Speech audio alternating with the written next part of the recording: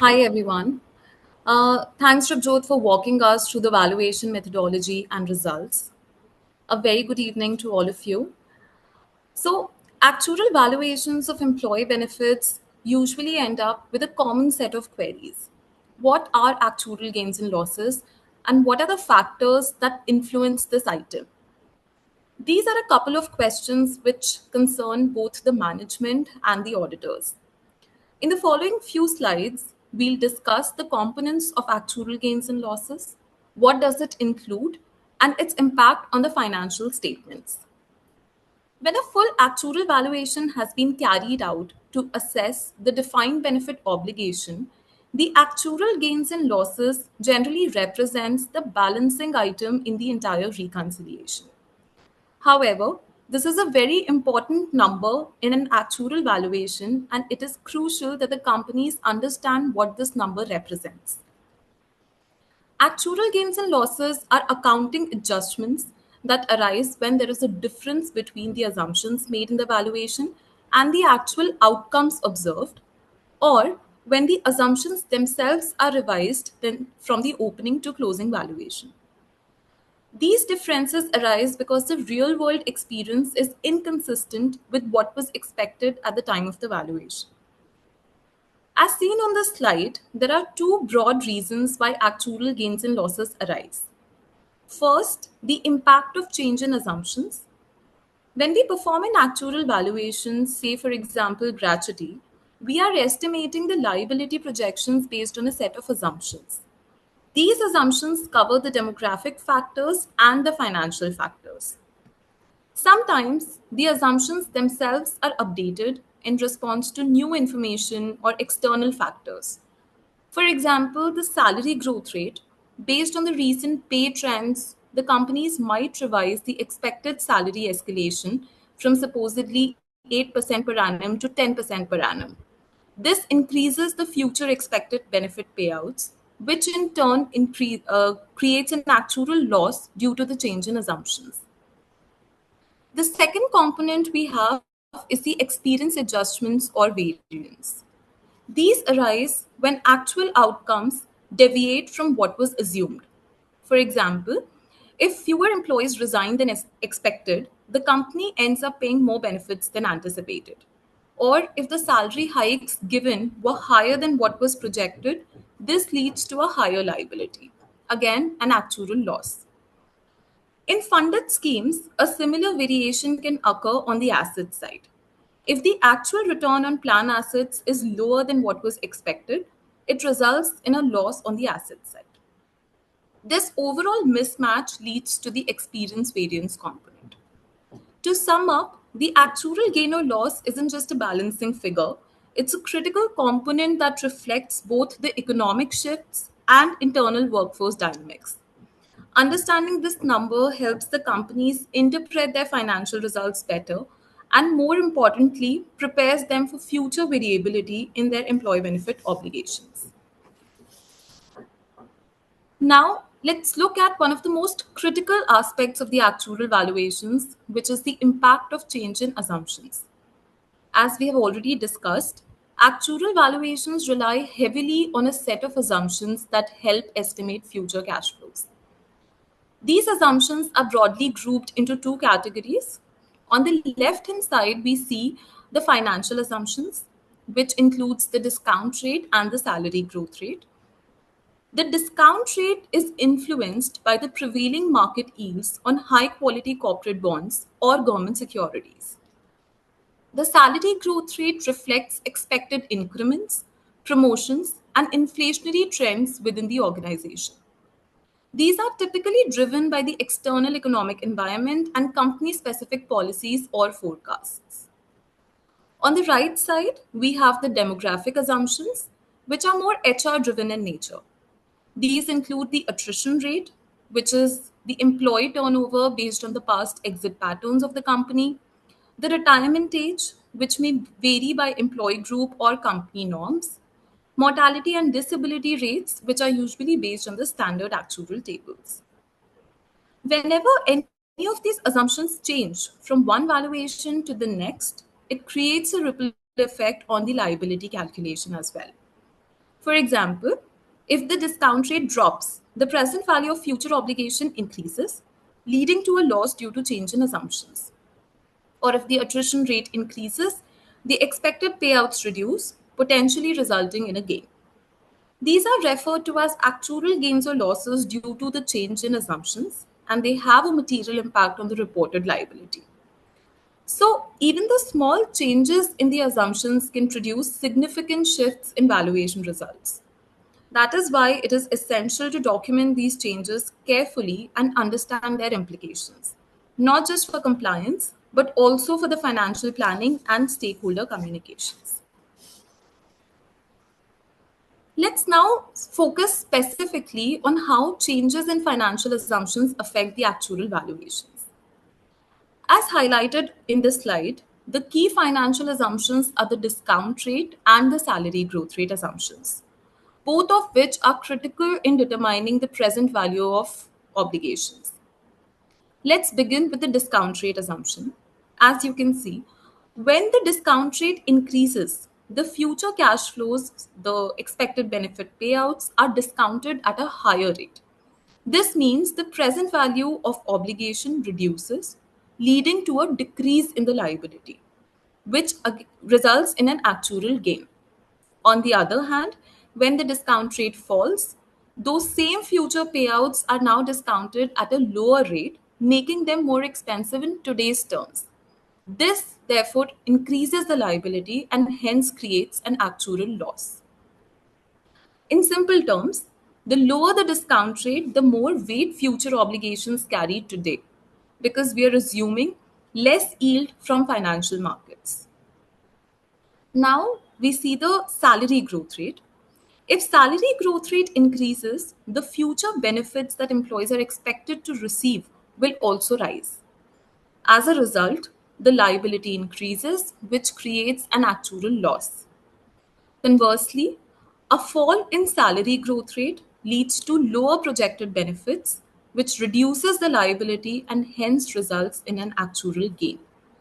So, in summary, even what may seem like small changes in economic assumptions can cause material changes in the actuarial liability figures.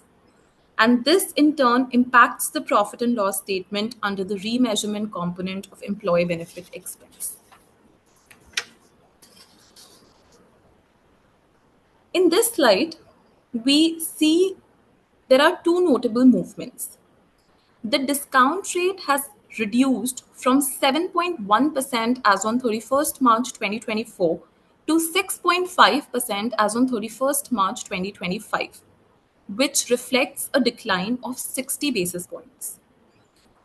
Also, the salary growth rate has increased from 8% per annum as on 31st March 2024 to 8.5% per annum as on 31st March 2025, which represents an uplift of 50 basis points. Let's consider the implications of these changes individually. So, the fall in discount rate. A reduction in discount rate increases the present value of obligations, as we are applying a lower discounting factor, which makes them more expensive today. This leads to a rise in the defined benefit obligation and arises the actuarial loss. Increase in the salary growth rate has an upward revision in the salary escalation. This implies that employees are expected to receive higher future earnings and hence higher benefit payouts.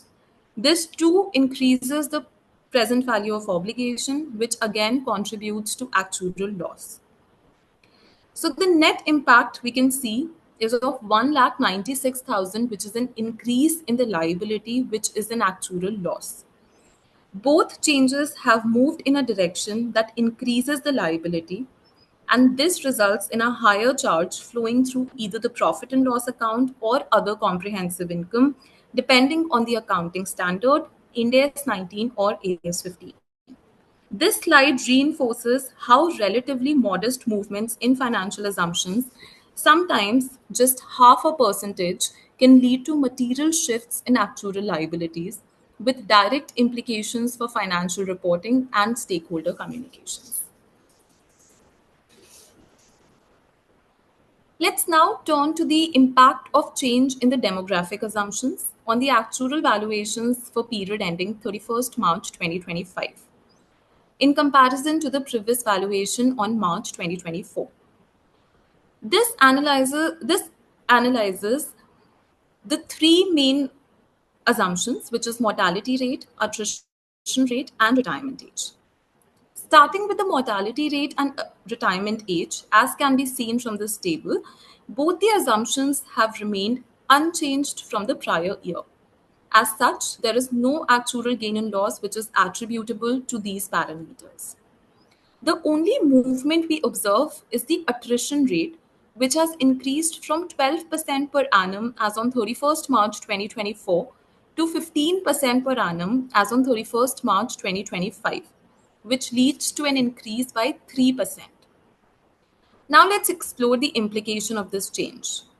An increase in the attrition implies that a greater number of employees are now expected to leave the organization before they become eligible to receive the benefits. This reduces the expected future benefit payouts, which in turn lowers the present value of obligation. Furthermore, in the current valuation, as we discussed, the salary growth rate assumption, which was 8.5%, exceeded the discount rate assumption of 6.5% per annum, which amplifies the effect since fewer higher salaried future payments are now expected to be made. As a result, the change in attrition assumption has led to an actual gain. While this instance shows a gain, it's important to highlight that the impact of change in attrition is not always straightforward. The direction and the magnitude of the impact depend on several interrelated factors, including the relationship between salary growth rate and discount rate assumption, the benefit formula, the vesting conditions, etc. Hence, while a higher attrition rate may reduce liabilities in some scenarios, the opposite could also be true under different financial or demographic conditions.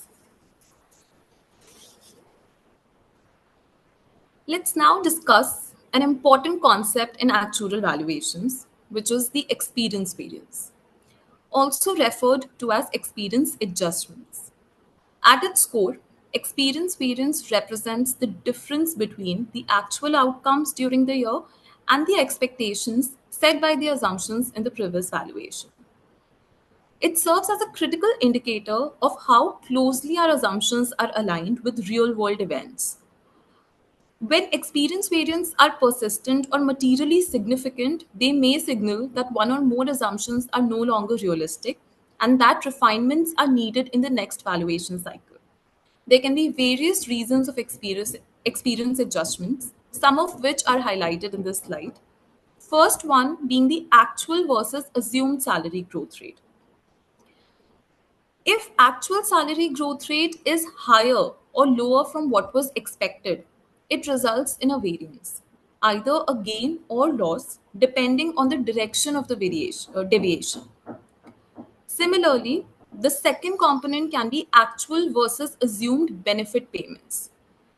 If the actual benefit payments made to the employees who have left the organization during the valuation period deviates from what was assumed, we will again see an experience variance. Third is the inconsistency in the data.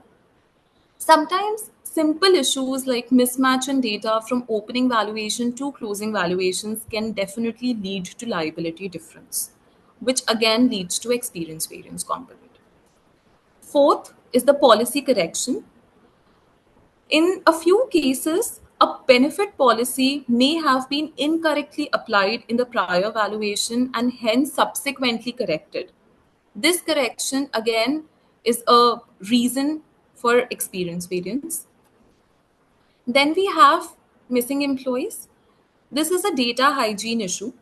If certain employees were left out of the valuation in the opening, then this experience variance will highlight that gap. The last is the expected versus actual return on plan assets. If the return earned on plan assets is different from what was expected, that also contributes to this component. This typically impacts the gain or loss on the plan asset side. So, in short, the experience variance is a health check. It shows us how well our assumptions are holding up in real world conditions and often inform adjustments for the next cycle.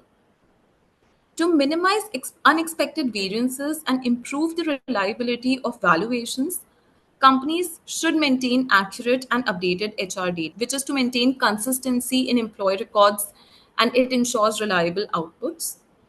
Second, proactively communicate policy changes. Any revisions in the benefit structures or eligibility rules should be shared with the valuation team in a timely manner. Third is regularly review and calibrate the assumptions. Use historical trends in salary growth rate, attrition rate, and investment performance to refine assumptions going forward. Next, that now that we have understood what experience variance means and the common reasons behind it, let's look at how it actually impacts the valuation. This slide shows a few practical examples of how different deviations between actual and expected outcomes can result in either a gain or a loss. First is the salary growth rate. If the actual salary growth rate based on the data from opening to closing valuation turns out higher than what we had assumed, it increases the projected liability, leading to an experience loss. However, if the actual growth is lower than the expected growth, we see an experience gain. Similarly, for the benefit payouts, if the benefit payments made to the left employees is higher than the expected payouts, then it creates an experience loss. However, if the actual payouts are lower than the provisioned amount, then it's a gain. Third is the data quality. Inconsistent and incorrect data. For example, the date of joining can increase or decrease the liability. Again impacts the experience variance. Supposedly, the date of joining, as on the opening valuation, differs by 5 years. When we consider in the closing valuation, the impact in the gratuity valuation can be huge. Fourth, we have the policy corrections. Any change in how the benefits are structured or defined compared to the previous valuations creates a difference. It can again either lead to either experience gain or loss depending on the deviation. Then we have the investment performance. If the return on assets is higher than expected, then we have an experience gain. However, if the return on asset is lower than the expected return, then we have an experience loss. Finally, tying it back to our current valuation, we observed an experience gain of about 68,000. The primary reason for the same was that the actual salary growth rate assumption was lower in comparison to the assumed salary growth rate assumption by 2%. Further, there's a slight gain as the benefit payment component actually paid to the levers was slightly lower in comparison to the expected payout.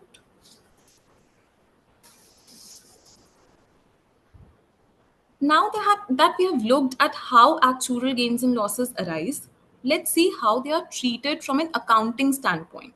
Because the impact on financial reporting varies significantly depending on the standard being followed.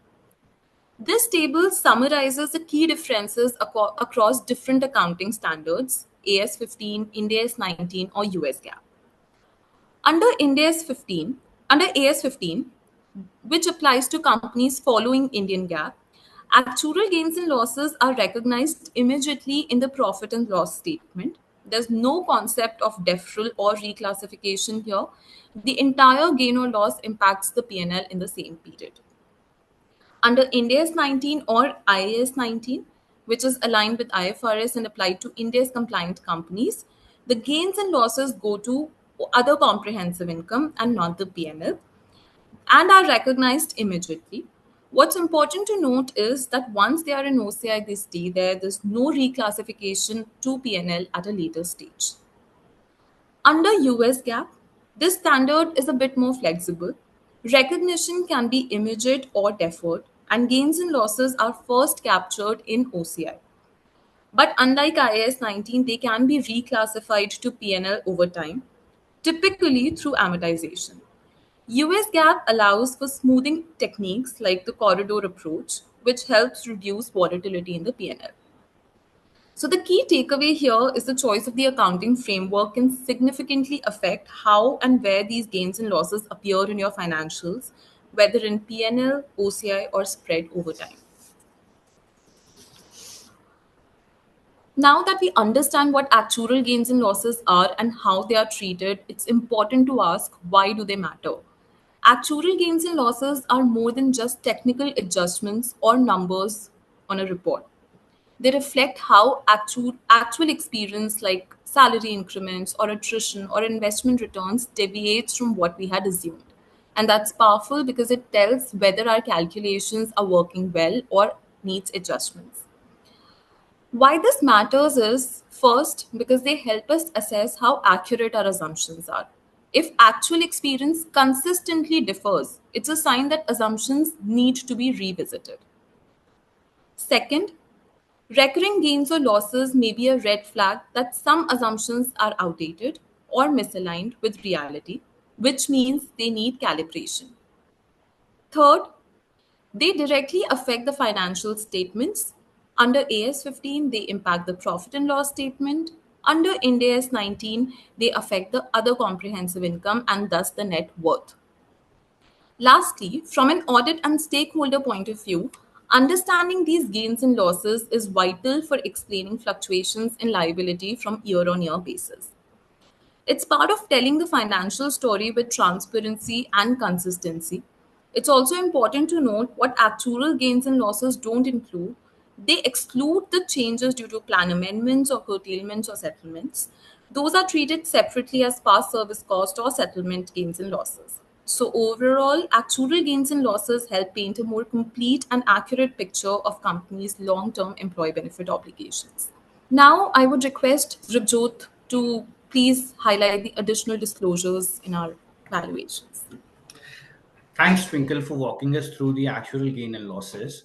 Before we wrap up, I just want to briefly highlight three important disclosures that we include in our report to provide better visibility and support informed decision making, especially from the audit and finance review perspective. First up is the discontinuance liability or wind up value. This is just an accrued liability which we had determined earlier. This reflects what the company would owe if all obligation had to be settled immediately, regardless of vesting or service. Why it is an important disclosure? Because it gives us a worst case snapshot of your obligation. It's particularly useful during events like company restructuring, plant termination, or funding discussion, where knowing the full settlement cost becomes critical. But mind you, the expenses need to be booked based on the present value of obligation, not the discontinuance one. Now, the next up is maturity profile of the defined benefit obligation. This shows the expected benefit payout over time, bucketed by year. From a financial planning and risk management perspective, it's useful because it's give insight into liquidity needs, funding strategies, and how well the plan assets are aligned with expected payouts. The next step we have is the sensitivity analysis. Here we test how the liability would change by a certain key assumptions if a certain key assumptions are changed slightly. For example, 1% change in the discount rate or salary growth rate assumption is having an impact of roughly 6% in the obligation. And 50% change, 50% of the attrition rate assumption is having an impact of roughly, say, if we increase it or decrease it, the liability is accordingly changing by 9% or 4%. And the last one is 10% change in the mortality rate assumption is also impacting the liability. But the impact of this mortality rate assumption is very insignificant because the probability of dying is very less. So hence the impact is also very less. The sensitivity analysis helps management, the auditors, the stakeholders understand the range of risk and the volatility inherent in the valuation. These disclosures provide transparency and help stakeholders understand the sensitivity and volatility of the valuation results. And with that, we have covered the full valuation picture from assumptions to expense recognition to audit ready disclosures.